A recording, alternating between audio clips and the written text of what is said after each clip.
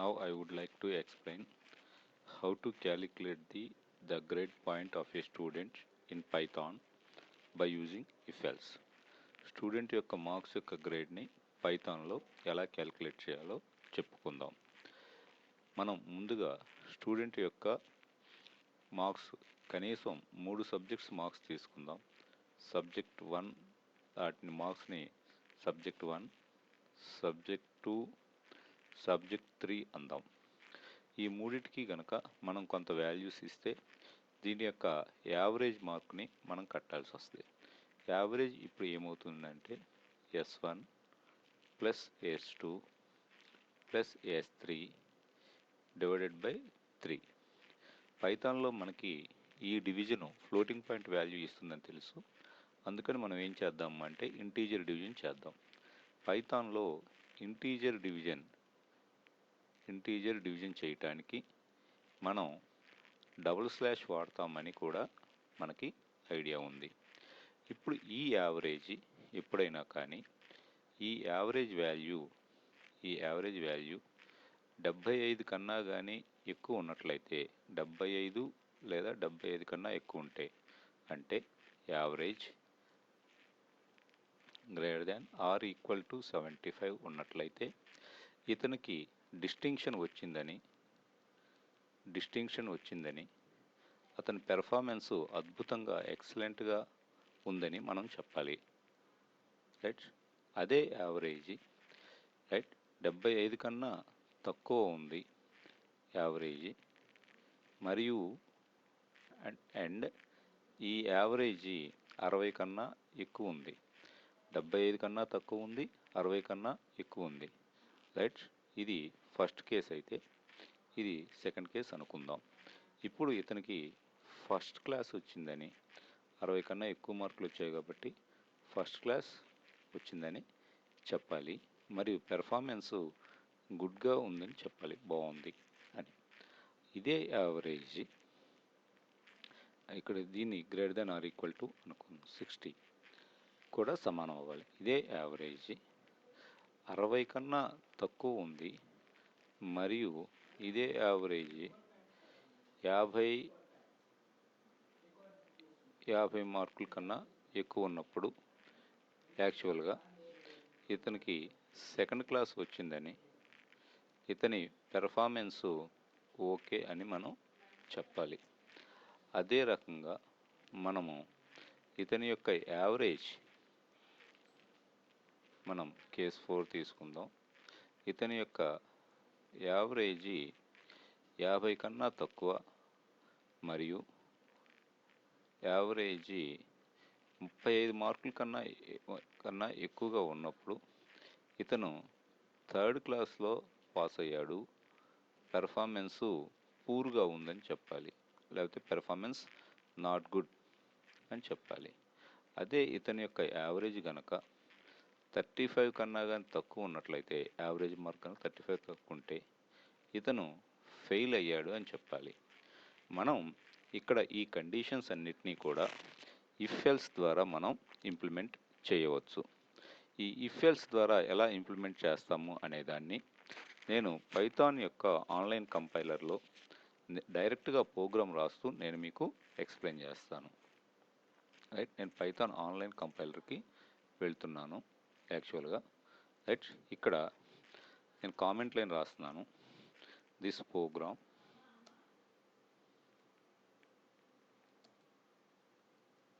calculate student grade point. Right. ఇక్కడ మనం మార్కుల్ని S1, S2, S3 అనుకున్నాం కాబట్టి S1 equal to int of input of enter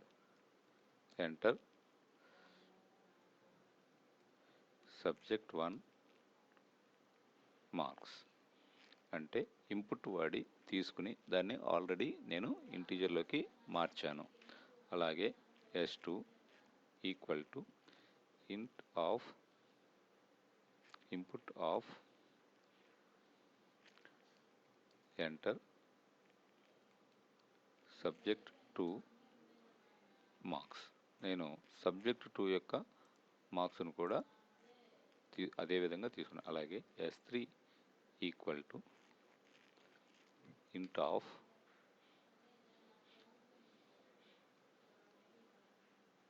input of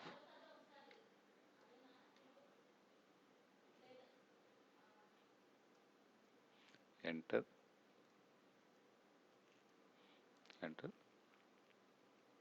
subject 3 marks అని నేను రాసుకుంటున్నాను. ఇక్కడ మనం రీడబిలిటీ కోసం కొద్దిగా స్పేస్ ఇచ్చుకుందాం. ఇప్పుడు నేను యావరేజ్ కట్టాలి కాబట్టి right average equal to S1 plus S2 plus S3 తీసుకుని ఇంటీజర్ డివిజన్ కోసం డబుల్ స్లాష్ వాడి దీన్ని 3 చేస్తున్నాను. ఇప్పుడు బై 3. ఇప్పుడు ఈ యావరేజ్ 75 కన్నా ఎక్కువ అయితే అతని grade point if AVG greater then or equal to 75 కన్నా ఎక్కువ అయితే మనం ప్రింట్ స్టూడెంట్ గాట్ డిస్టింక్షన్ అని రాస్తూ ఇంకొకటి కూడా రాస్తున్నాం. ప్రింట్ ఎక్సలెంట్ పెర్ఫార్మెన్స్ ఇలా రాశాము. ఒకవేళ ఇది కాకపోయినట్లయితే దీనికి ఎల్సిఫ్ రాస్తున్నాను. ఇక్కడ యావరేజ్ లెస్ దాన్ 75 ఉంది, మరియు average greater than or equal to 60 ఉంది. 60 కన్నా ఎక్కువగాను 75 కన్నా తక్కువగా ఉంది. ఈ పరిస్థితుల్లో మనం ప్రింట్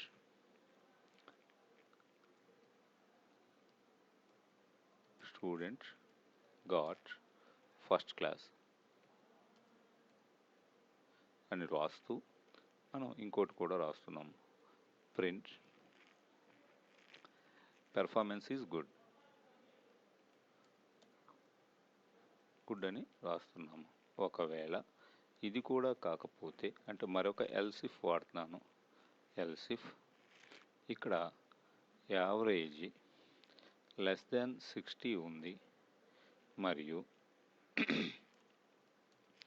ఇక్కడ యావరేజ్ లెస్ దాన్ 60 ఉంది, అలాగే గ్రేటర్ దాన్ 45 ఉంది.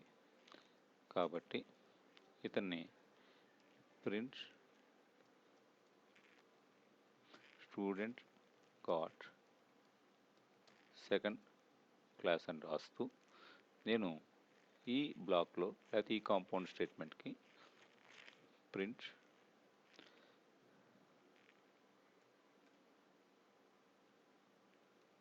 పెర్ఫార్మెన్స్ ఈజ్ ఓకే అని రాస్తున్నాను. ఒకవేళ ఇలా కూడా కాకపోతే నేను ఎల్సిఫ్ రాస్తూ యావరేజ్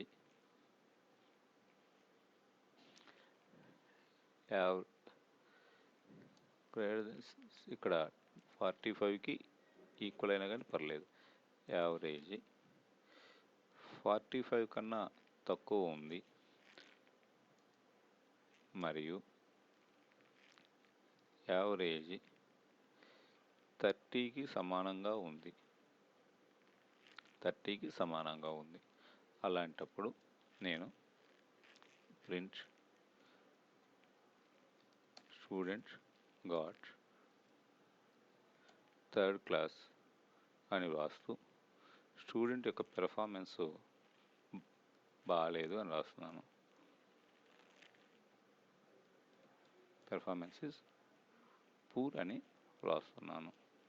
ఒకవేళ ఇవేమి కాకపోతే అంటే యావరేజ్ 30 కన్నా కూడా తక్కువ ఉన్నట్లయితే ఆ స్టూడెంట్ ఫెయిల్ అయినట్లు భావిస్తున్నాను.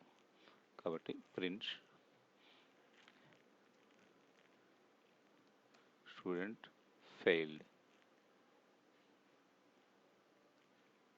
ఫెయిల్డ్ అని రాస్తూ నేను ఇక్కడ print next time better luck అని రాస్తున్నాను.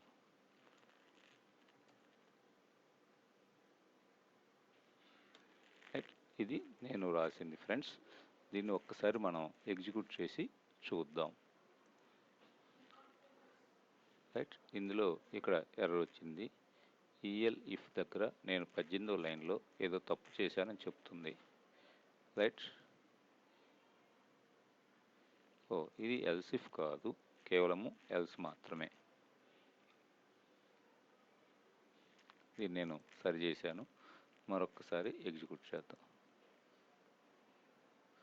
ఫస్ట్ సబ్జెక్ట్ మార్క్స్ అడుగుతుంది. అన్నీ కూడా డిస్టింక్షన్ రావడానికి నేను 85 మార్క్స్ ఎంటర్ చేస్తున్నాను. రెండో దాంట్లో 93 ఎంటర్ చేస్తున్నాను. మూడో దాంట్లో యాక్చువల్గా 99 ఎంటర్ చేస్తున్నాను. ఇవన్నీ దీని యొక్క యావరేజ్ మనకి అబోవ్ 75 ఉంటుందని తెలుసు కాబట్టి ఇతనికి డిస్టింక్షన్ రావాలి. Right, student got distinction, excellent performance. మీకు అవుట్పుట్ కనబడుతుంది. మన ప్రోగ్రాము ఈ కేస్కి చక్కగానే ఎగ్జిక్యూట్ అయ్యింది. యావరేజ్ ఈసారి ఫెయిల్యూర్ కేసు చూద్దాం. బిలో 30 ఉండాలి కాబట్టి నేను 12 మార్క్సు, లేకపోతే 17 మార్క్సు, లేకపోతే 19 మార్క్సు ఎంటర్ చేశాను. ఈ యావరేజ్ 30 కన్నా తక్కువ ఉంటుందని మనకు తెలుసు. చూడండి, ఉంటుంది కాబట్టి స్టూడెంట్ ఫెయిల్ అని వచ్చింది. మనం కావాలంటే యావరేజ్ని కూడా ఇక్కడ ప్రింట్ చేసుకోవచ్చు. యావరేజ్ క్యాలిక్యులేట్ చేసిన తర్వాత ఇక్కడ మనం అది ప్రింట్ చేద్దాం, బాగుంటుంది. Print student average mark is equal to comma AVG. ఇప్పుడు మనకి మరింత అవగాహన ఉంటుంది. ఇప్పుడు రన్ చేద్దాం. రైట్, ఇందాకట్లాగా 89 ఒక మార్కు, 99 ఒక మార్కు, 92 ఒక మార్కు. ఇప్పుడు చూడండి, student average mark 93, student got distinction, his performance is excellent. నేను ఇప్పుడు ఫెయిల్యూర్కి చెక్ చేస్తున్నాను లాస్ట్ కేస్కి నా ప్రోగ్రాంలో. రైట్, ఇదిగోండి నా దాంట్లో లాస్ట్ కేస్ ఇది. అంటే అన్నిటికన్నా కానీ 30 కన్నా కానీ తక్కువ వస్తే ఫెయిల్ అయినట్లు. దీన్ని నేను చెక్ చేస్తున్నాను కాబట్టి ఇక్కడ నేను ఇలా ఎంటర్ చేస్తున్నాను. యాక్చువల్గా 30 కన్నా తక్కువ రావాలి కాబట్టి 23, 12, అలాగే 27 ఇస్తున్నాను. యావరేజ్ 20 వచ్చింది. స్టూడెంటు ఫెయిల్ అయ్యాడు. నేను రెండో కేసుకి, అంటే ఫస్ట్ కేసు ఎక్సలెంట్కి చూశాను, లాస్ట్ కేసు ఫెయిల్యూర్ కేసుకి బిలో 30 యావరేజ్కి చూశాను. నేను ఇప్పుడు యావరేజ్ 60 కన్నా ఎక్కువ, 75 కన్నా తక్కువ అయితే దానికి రన్ చేస్తున్నాను. స్టూడెంట్ మార్క్స్ 60 కన్నా ఎక్కువ ఉండాలి కాబట్టి 67 మరియు 63 మరియు 61 అనుకుంటున్నాను. ఇప్పుడు యావరేజ్ 63 వచ్చింది. Student got first class. అంటే ఇక్కడ ఈ కేసు ఫెయిల్ అయినప్పుడు యావరేజ్ 75 కన్నా ఎక్కువ లేదు. ఈ ఎల్స్ పార్ట్కి వచ్చింది. ఇక్కడ ఇఫ్ ఉంది. యావరేజ్ 75 కన్నా తక్కువ ఉంది, 60 కన్నా ఎక్కువ ఉంది. ఇది కరెక్ట్ కాబట్టి ఈ పార్ట్ని స్టూడెంట్ గాట్ ఫస్ట్ క్లాస్ని ఎగ్జిక్యూట్ చేసింది. అదే యావరేజ్ 45 కన్నా ఎక్కువ ఉండాలి, 60 కన్నా తక్కువ ఉండాలి. ఆ కేసు మనం రన్ చేసినట్లయితే రైట్, 45 కన్నా ఎక్కువ ఉండాలి కాబట్టి 49, 55 అండ్ 43 అందాము, లేకపోతే 45 అని అందాము. అన్నప్పుడు యావరేజ్ 49 వచ్చింది. Student got second class. అంటే ఇక్కడ ఏమైందంటే 75 కన్నా యావరేజ్ ఎక్కువ లేదు, ఈ ఎల్స్ పార్ట్కి వచ్చింది. 75 కన్నా తక్కువ ఉంది, ఇది ట్రూ అయింది. కానీ 60 కన్నా ఎక్కువ లేదు, ఫాల్స్ అయింది. ట్రూ అండ్ ఫాల్స్, ఫాల్స్ కాబట్టి దీని యొక్క ఎల్స్ పార్ట్కి వచ్చింది. యావరేజ్ 49 ఉంది, ఇది ట్రూ. 49 లెస్ దెన్ 60 ట్రూ, ఇది కూడా ట్రూ కాబట్టి మనకి స్టూడెంట్ గాట్ సెకండ్ క్లాస్ అని వచ్చింది. ఇలా మనం డిఫరెంట్ టెస్ట్ కేసులకి డేటా ఇచ్చి స్టూడెంట్ యొక్క గ్రేడ్ పాయింట్ మనం క్యాలిక్యులేట్ చేయవచ్చు. మీకు అర్థమై ఉంటుందనుకుంటున్నాను. Thank you.